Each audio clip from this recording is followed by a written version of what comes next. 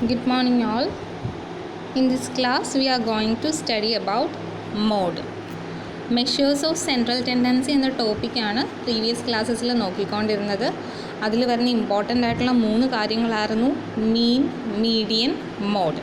അതിൽ മീനും മീഡിയനും കംപ്ലീറ്റ് ആയി. The third one is mode. Mode can be defined as a positional average.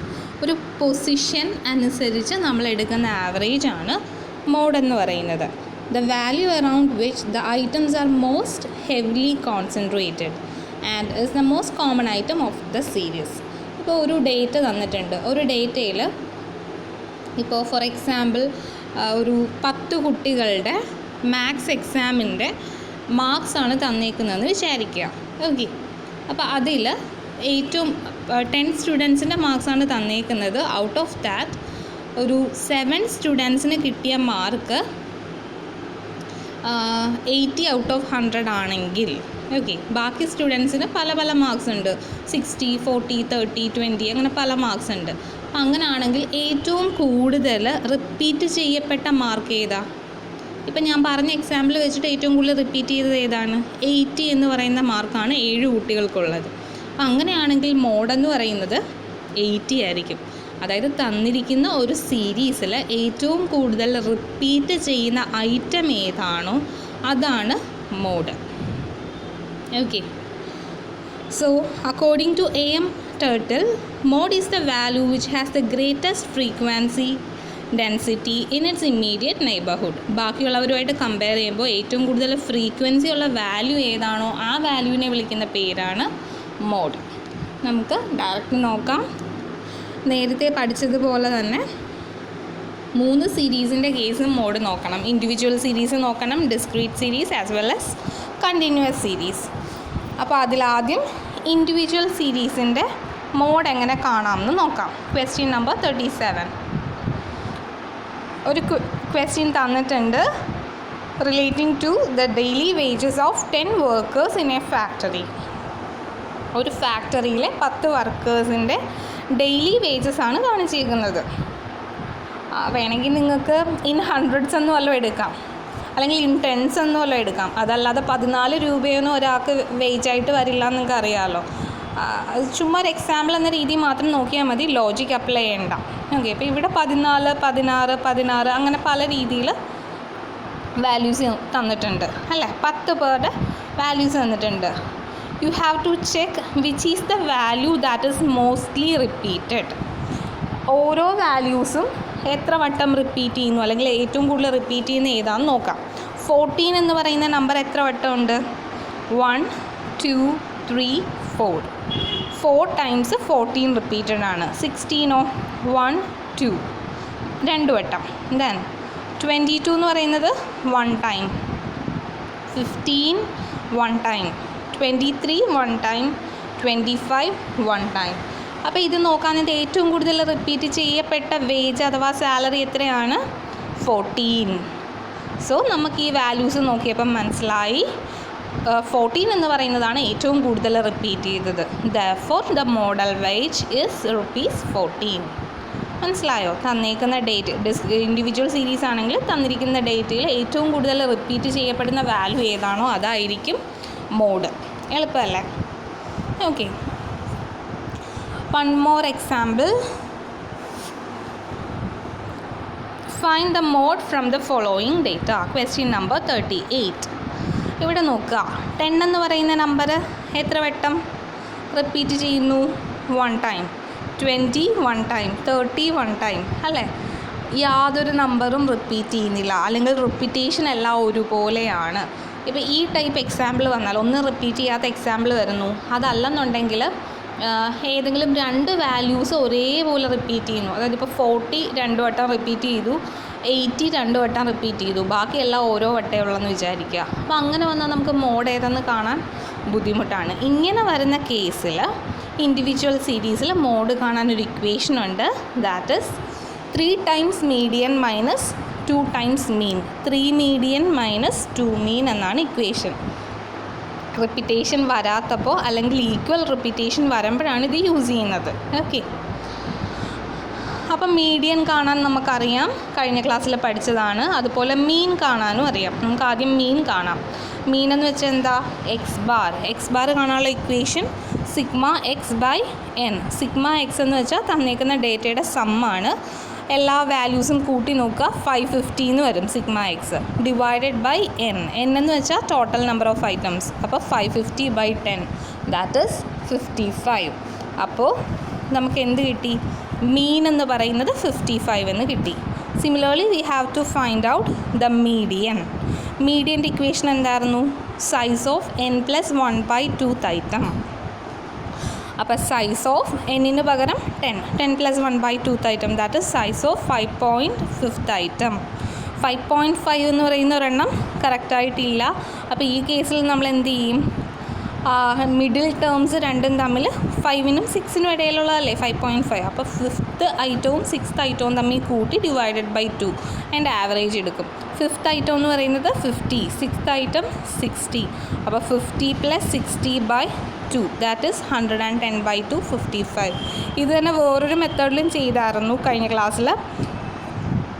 Size of 5th item plus 0.5 into 60 - 50 എടുക്കും. അപ്പോൾ 50 + 0.5 into അതിൻ്റെ ഡിഫറൻസ് എടുക്കുമ്പോൾ 10 എന്ന് കിട്ടും. അതായത് 50 + 5 = 55. ഏത് രീതി ചെയ്താലും ഒരേപോലെ മീഡിയൻ കിട്ടും. ഈ കേസിൽ ഡൗട്ട് ഉണ്ടെങ്കിൽ കഴിഞ്ഞ ക്ലാസ്സിൽ നോട്ട്സ് ഒന്ന് ചെക്ക് ചെയ്താൽ മതി എങ്ങനെയാണ് കണ്ടുപിടിച്ചതെന്ന്. അപ്പം മീഡിയൻ കിട്ടി 55. Okay, now we have to find the mode. Mode equation 3 median minus 2 mean. അപ്പോൾ 3 into median 55 minus 2 into mean 55 that is ചെയ്യാൻ നേരത്ത് 55 എന്ന് കിട്ടും. therefore the mode will be 55. Okay, ഇതാണ് ഇൻഡിവിജ്വൽ സീരീസിൻ്റെ case. now let us discuss about the discrete series. Discrete സീരീസിൽ mode എങ്ങനെയാണ് കണ്ടുപിടിക്കുന്നത് എന്ന് നോക്കാം. ക്വസ്റ്റ്യൻ മാർക്സ് തന്നിട്ടുണ്ട്, as well as number of students തന്നിട്ടുണ്ട്. You have to find the mode. ഇവിടെ നമ്പർ ഓഫ് സ്റ്റുഡൻസ് അഥവാ ഫ്രീക്വൻസി തന്നിട്ടുണ്ടല്ലോ. ആ ഫ്രീക്വൻസിയിലെ ഹയസ്റ്റ് ഫ്രീക്വൻസി ഏതാണ്? അതായത് നമ്പർ ഓഫ് സ്റ്റുഡൻസ് മാക്സിമം വരുന്നത് ഏതാണ്? നോക്കിക്കേ, 30 അല്ലേ മാക്സിമം വരുന്നത്? ആണ്. 30 എന്ന് പറയുന്നതാണ് മാക്സിമം ഫ്രീക്വൻസി. അപ്പോൾ 30യുടെ നേരെ വരുന്ന വാല്യൂ അഥവാ മാർക്ക് നോക്കുക. 30യുടെ നേരെ വരുന്ന വാല്യൂ ഏതാണ്? 40. സോ നമുക്ക് എന്തെടുക്കാം? മോഡായിട്ട് 40യെ എടുക്കാം. ഇത് ഇൻസ്പെക്ഷൻ വഴിയാണ്, ഇത് ഡയറക്റ്റ് ഇൻസ്പെക്ഷൻ വഴിയാണ് കണ്ടുപിടിക്കുന്നത്. നമ്മൾ നേരത്തെ പറഞ്ഞ പോലെ തന്നെ ഏറ്റവും കൂടുതൽ ഫ്രീക്വൻസിയുള്ള ഐറ്റം ഏതാണോ അതായിരിക്കും മോഡ്. ഇനി ഇതുപോലെ തന്നെ നമുക്ക് വേറൊരു ക്വസ്റ്റ്യൻ കൂടെ ചെക്ക് ചെയ്യണം. Like grouping table and analysis table. Mode കണ്ടുപിടിക്കാൻ വേണ്ടി തന്നെ നമ്മൾ യൂസ് ചെയ്യുന്ന ഒരു മെത്തേഡാണ് ഗ്രൂപ്പിംഗ് ടേബിളും അനാലിസിസ് ടേബിളും വരച്ചിട്ട് we will find out the mode. Okay, അതിൽ മോഡൽ ഐറ്റം എന്ന് പറഞ്ഞൊരു ടേം ഉണ്ട്. മോഡൽ ഐറ്റം എന്ന് പറഞ്ഞാൽ it is the item having the highest frequency. ഏറ്റവും കൂടുതൽ ഫ്രീക്വൻസി ഉള്ള ഐറ്റത്തിനെ നമ്മൾ വിളിക്കുന്ന പേരാണ് മോഡൽ ഐറ്റം.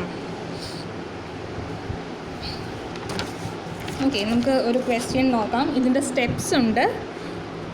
സ്റ്റെപ്സ് നിങ്ങൾ വായിച്ചു നോക്കിയാൽ മതി. ഞാൻ പ്രോബ്ലം പറയാൻ നേരത്ത് ഈ ഡയറക്റ്റ് സ്റ്റെപ്സ് അവിടെ വരും. Okay, so you can find out that. Question number 40. From the following frequency distribution, calculate the mode. Wages തന്നിട്ടുണ്ട്, monthly wages. അതുപോലെ നമ്പർ ഓഫ് വർക്കേഴ്സും തന്നിട്ടുണ്ട്. ഓക്കെ, നമ്മളിത് നോക്കാൻ നേരത്ത് നമുക്ക് മനസ്സിലാവുന്നത് മാക്സിമം ഫ്രീക്വൻസി എത്രയാണ്? 180 ആണ് മാക്സിമം ഫ്രീക്വൻസി എന്ന് മനസ്സിലാവുന്നു അല്ലേ? ഫ്രീക്വൻസി ഏറ്റവും കൂടുതലുള്ളത് ഏതിനാ? 180ക്കാണ്. അപ്പോൾ 180 ആണ് മാക്സിമം ഫ്രീക്വൻസി എങ്കിൽ അതിൻ്റെ നേരെ വരുന്ന വാല്യൂ ആയിരിക്കും മോഡൽ വാല്യൂ അല്ലെ, മോഡ് എന്ന് പറയുന്നത്. അതായത് 40 ആയിരിക്കും മോഡ് അല്ലേ? ഇങ്ങനെയാണ് നമ്മൾ സാധാരണ ചെയ്യുന്നത്. ഇനി ഇത് ശരിയാണോ എന്ന് ചെക്ക് ചെയ്യാനുള്ളൊരു മെത്തേഡാണ് ഗ്രൂപ്പിംഗ് ടേബിളും അനാലിസിസ് ടേബിളും വരയ്ക്കുന്നത്. ആൻസർ കണ്ടുപിടിക്കുന്നത് ഇങ്ങനെ തന്നെയാണ്. ജസ്റ്റ് 14 നമുക്ക് കിട്ടി, 180 നേരെ വന്നത്. പക്ഷേ we can check whether it is correct or not by using a grouping table as well as analysis table. ഇപ്പോൾ ക്വസ്റ്റ്യനിൽ ഇപ്പോൾ സാധാരണ 2 മാർക്സ് പ്രോബ്ലംസിനൊക്കെ മോഡ് കണ്ടുപിടിക്കാൻ വന്നാൽ ഈ ഗ്രൂപ്പിംഗ് ടേബിളൊന്നും വരയ്ക്കേണ്ട കാര്യമില്ല. You can directly write the answer. But 10 മാർക്സിനോ അല്ലെങ്കിൽ അങ്ങനെ വല്ലതും ക്വസ്റ്റ്യൻ വന്നിട്ട് ചെക്ക് ചെയ്യാൻ കൂടെ പറഞ്ഞാൽ, അല്ലെങ്കിൽ justify your answer, find out the mode and justify your answer എന്നൊക്കെ ക്വസ്റ്റ്യൻ വന്നാൽ you have to draw the grouping table and analysis table. എളുപ്പമാണ്, ശ്രദ്ധിച്ചാൽ മനസ്സിലാകും. ശ്രദ്ധിച്ചില്ലെങ്കിൽ നിങ്ങൾക്കത് മിസ് ഔട്ട് ആവുകയും ചെയ്യും. ഓക്കെ, സോ പേജ് നമ്പർ 1.99 ഇവിടെ കാണിച്ചേക്കുന്നുണ്ടോ, ഒരു ടേബിൾ ഉണ്ടോ? ഇതുപോലൊരു ടേബിൾ വരയ്ക്കണം. ആദ്യത്തെ ടേബിളാണ്, ആദ്യത്തെ ഒരു സെഷനാണ് ഗ്രൂപ്പിംഗ് ടേബിൾ. ആൻഡ് രണ്ടാമത്തെ ഐറ്റം അനാലിസിസ് ടേബിൾ. ഇത് ഒരുമിച്ച് നീളത്തിലാണ് വരയ്ക്കുന്നത്. പറഞ്ഞു തരാം. ആദ്യത്തെ കോളത്തിൽ ക്വസ്റ്റ്യനിൽ തന്നിരിക്കുന്ന ഡേറ്റ, ഇപ്പോൾ ഇവിടെ വേജ് ആയതുകൊണ്ട് വേജസ് അതുപോലെ എഴുതി. ദെൻ രണ്ടാമത്തെ കോളത്തിൽ എപ്പോഴും ഫ്രീക്വൻസിയാണ് എഴുതേണ്ടത്. ക്വസ്റ്റ്യനിൽ തന്നിരിക്കുന്ന നമ്പർ ഓഫ് വർക്കേഴ്സിൻ്റെ ഫ്രീക്വൻസി അതുപോലെ എടുത്തെഴുതുന്നു. 50, 70, 80 അങ്ങനെ എടുത്തെഴുതി. ക്ലിയർ അല്ലേ? ഇനി വരയ്ക്കുന്നതാണ് ഗ്രൂപ്പിംഗ് ടേബിൾ. ഗ്രൂപ്പിംഗ് ടേബിളിൽ ഗ്രൂപ്പിംഗ് ഇൻ 2s ഉണ്ട്, ഗ്രൂപ്പിംഗ് ഇൻ 3s ഉണ്ട്. ഓക്കെ, ഗ്രൂപ്പിംഗ് ഇൻ 2s എന്ന് വെച്ചാൽ രണ്ട് ഡേറ്റ എന്ന രീതിയിൽ ഗ്രൂപ്പ് ചെയ്യുന്നു.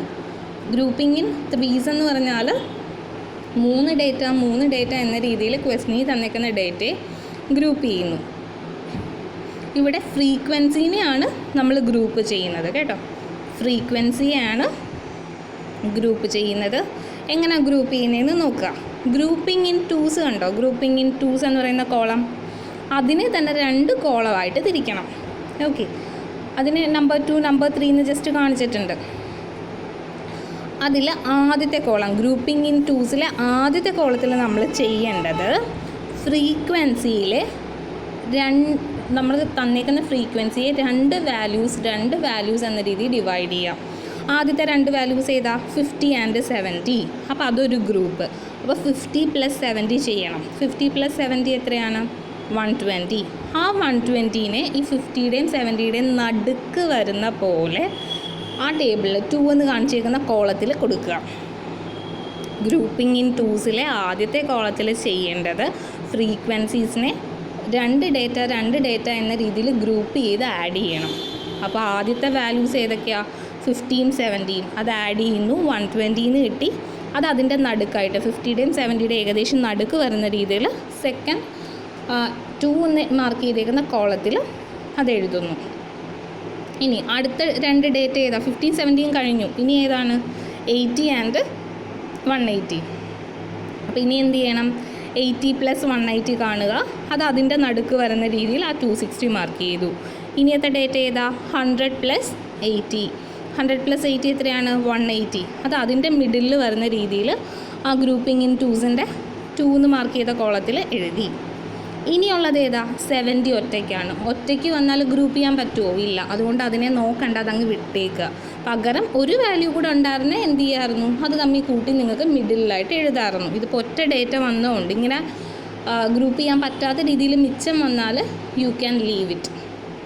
ഓക്കെ, ഇനി ഗ്രൂപ്പിംഗ് ഇൻ 2സിലെ 3 എന്ന് മാർക്ക് ചെയ്ത കോളം, അതായത് സെക്കൻഡ് കോളം, അവിടെ എന്ന് പറഞ്ഞാൽ ആദ്യത്തെ ഡേറ്റ ഫ്രീക്വൻസിയിലെ ആദ്യത്തെ നമ്പർ ഏതാ? 50 അല്ലേ?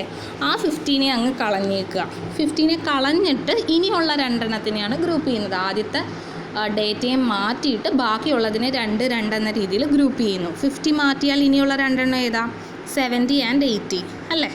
അപ്പോൾ 70 + 80 150. അത് എഴുതേണ്ടത് 70യുടെയും 80യുടെയും ഏകദേശം നടുക്ക് വരുന്ന രീതിയിൽ 3 എന്ന് മാർക്ക് ചെയ്ത കോളത്തിൽ എഴുതുക.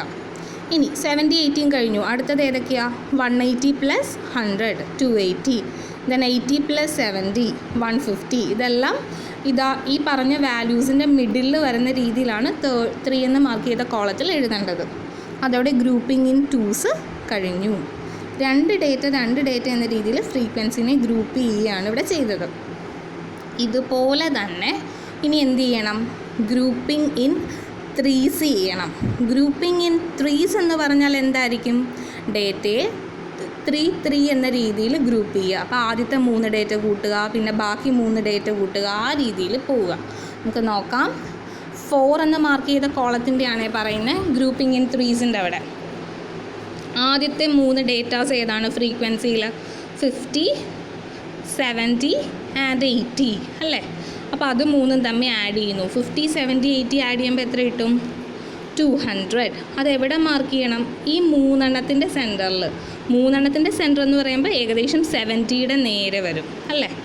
അതാണ് 4th കോളത്തിൽ 70യുടെ നേരെ 200 എന്ന് എഴുതിയേക്കുന്നത്. കിട്ടിയോ? ഇനി 50, 70, 80 കഴിഞ്ഞു. അടുത്ത 3 ആരൊക്കെയാണ്?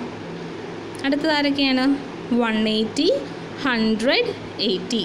180, 100, 80 3 തമ്മിൽ ആഡ് ചെയ്യുന്നു. 360 എന്ന് കിട്ടി. അതിൻ്റെ സെൻറ്റർ അതായത് 100ന് നേരെ 4th കോളത്തിൽ 360 എന്ന് മാർക്ക് ചെയ്തു. അതോടെ ഗ്രൂപ്പിംഗ് ഇൻ 3യുടെ ആദ്യത്തെ സംഭവം കഴിഞ്ഞു. ഇനി എന്താണ് ഗ്രൂപ്പിംഗ് ഇൻ 3യുടെ രണ്ടാമത്തെ കോളം, അതായത് 5th column.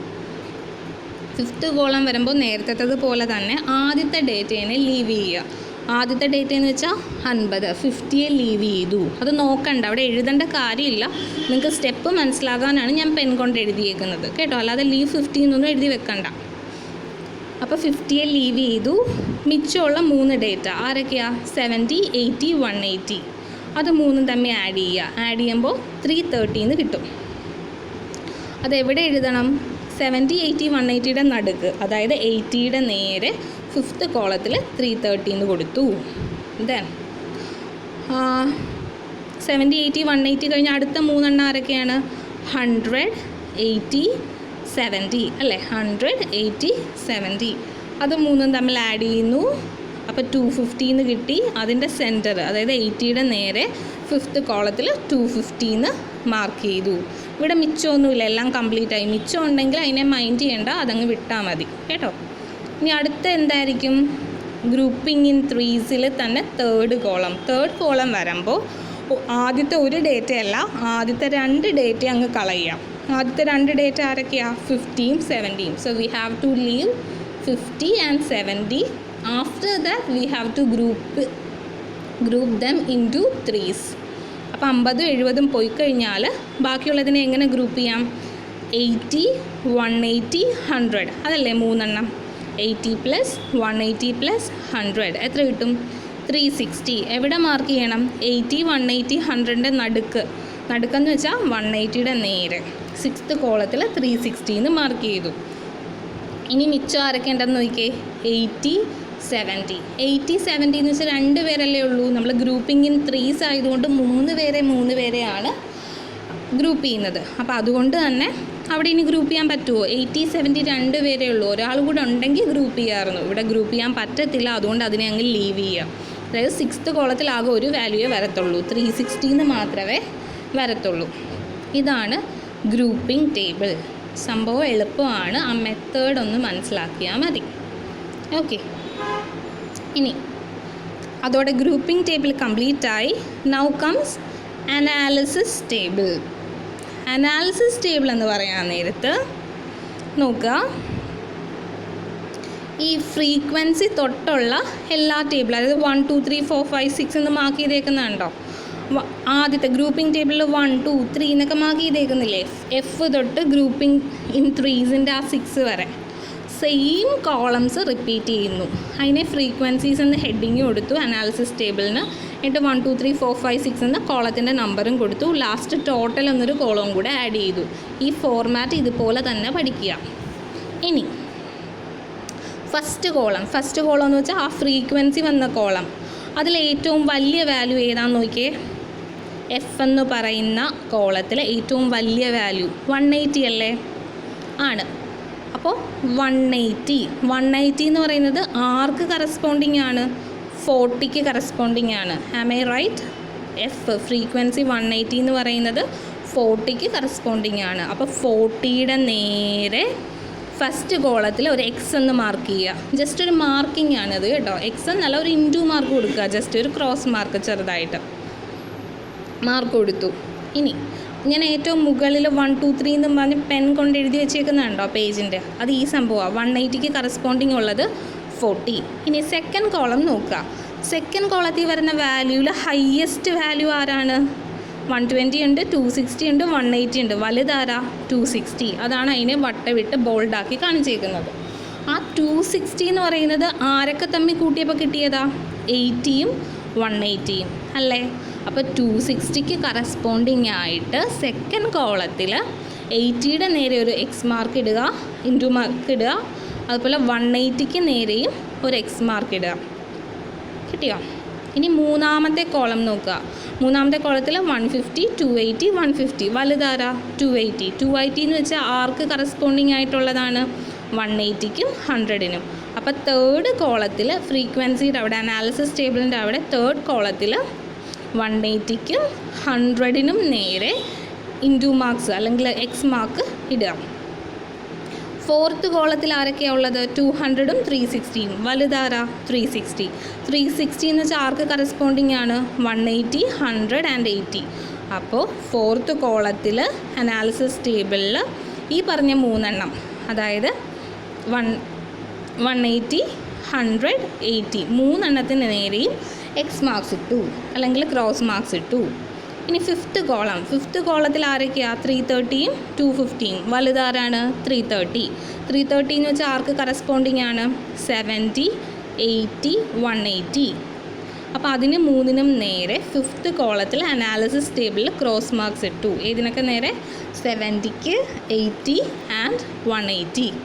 Then finally sixth കോളത്തിൽ ആകെ ഒരാളേ ഉള്ളൂ. അതാരാ? 360. അപ്പോൾ അത് തന്നെയല്ലേ വലുത്? 360ക്ക് കറസ്പോണ്ടിങ് ആരൊക്കെ വരും? 80, 180 ആൻഡ് 100. നോക്കിയല്ലേ എന്ന്? 360ക്ക് കറസ്പോണ്ടിങ് 80, 180, 100. അപ്പോൾ 80, 180, 100ന് നേരെ ഫ്രീക്വൻസി കോളത്തിൽ അനാലിസിസ് ടേബിളിൽ സിക്സ്ത് കോളത്തിൽ ക്രോസ് മാർക്സ് ഇട്ടു. ക്ലിയർ? ഇനി ലാസ്റ്റ് ടോട്ടൽ എന്ന് പറയുന്നൊരു കോളം ഉണ്ട്. ഈ ടോട്ടൽ എന്ന് പറയുന്ന കോളത്തിൽ നമ്മൾ ചെയ്യുന്നത് ഇത്രയേ ഉള്ളൂ. ഓരോന്നിൻ്റെയും നേരെ എക്സ് എന്തോരം ഉണ്ടെന്ന് കൗണ്ട് ചെയ്യുന്നു. ഇപ്പോൾ ഏറ്റവും ആദ്യം എന്ന് വെച്ചാൽ 25ന് നേരെ ഒന്നുമില്ല. അതാണ് അവിടെ ഒരു നിൽ മാർക്ക് വരച്ചത്.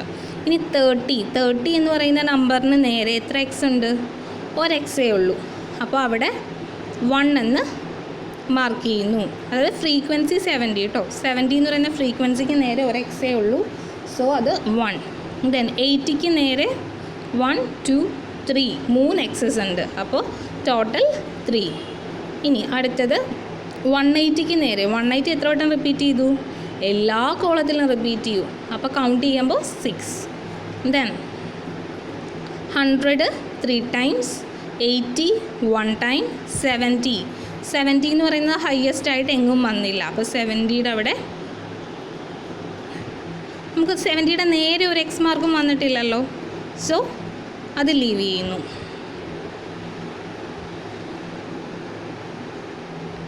70 മീൻസ് ഈ ലാസ്റ്റത്തെ 70 കേട്ടോ, ഇടയ്ക്കുള്ള 70 അല്ലേ. അപ്പോൾ അവിടെ നിൽ മാർക്ക്. അപ്പോൾ ഈ ടോട്ടൽ നോക്കിയപ്പോൾ ഏറ്റവും വലിയ നമ്പർ ഏതാണ്? ടോട്ടലിൽ ഏറ്റവും വലിയ നമ്പർ 6. ആ 6 ആർക്ക് കറസ്പോണ്ടിങ് ആണ്?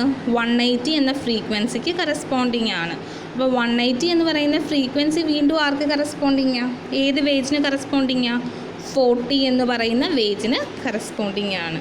Hence, from the analysis table, it is observed that the highest total 6 is against the value 40. Therefore, the model wage is 40.